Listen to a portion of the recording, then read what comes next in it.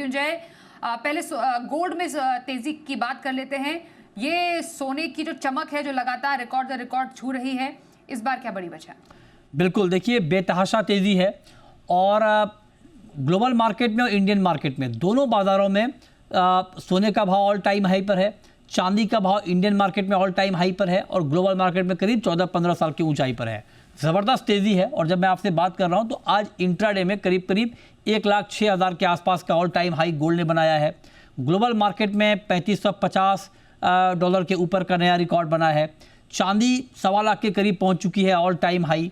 तो ज़बरदस्त तेज़ी है और इस तेज़ी के पीछे 3-4 बड़ी वजह हैं जिसने मार्केट के सेंटीमेंट को मजबूत किया है। पहली बड़ी वजह यह है कि सितंबर के महीने में अमेरिका में रेट कट अब करीब तय माना जा रहा है, क्योंकि जो आंकड़े महंगाई के आए पिछले हफ्ते उससे वो आंकड़े मार्केट के अनुमान के मुताबिक थे, फेड के अनुमान के मुताबिक थे। तो अब ये माना जा रहा है कि सितंबर के महीने में रेट कट तो यूएस में हो जाएगा 0.25% का।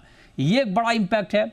दूसरी बड़ी वजह है कि आप देखिए कि जिस तरह के जियोपॉलिटिकल टेंशन को लेकर हालात बने हुए हैं, रूस और यूक्रेन को लेकर अब तक कोई ठीक ठाक बातचीत हो नहीं पा रही है।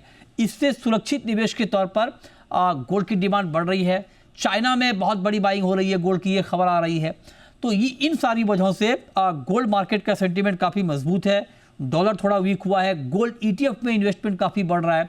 तो ये सारे फैक्टर एक साथ ऐसे हैं जो गोल्ड की कीमतों को बड़ा सपोर्ट दे रहे हैं, जिससे गोल्ड में तेज़ी आई है। चांदी की बात कर लेते हैं। चांदी में आप देखिए कि 1.25 लाख के आसपास है। चांदी में एक तो इन्वेस्टमेंट बाइंग है और दूसरी इंडस्ट्रियल बाइंग है। औद्योगिक मांग भी चांदी की बहुत तेज़ी से बढ़ रही है। सोलर में, पावर में अलग अलग डिमांड चांदी की यहाँ पर देखने को मिल रही है।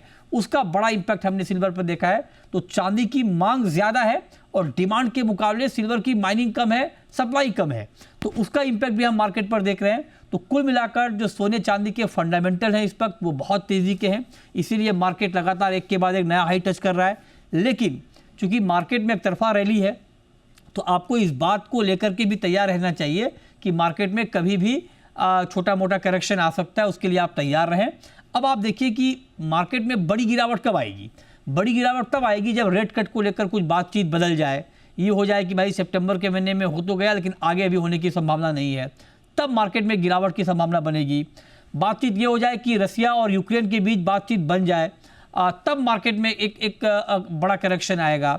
तो इन सब वजहों पर मार्केट की नज़र है।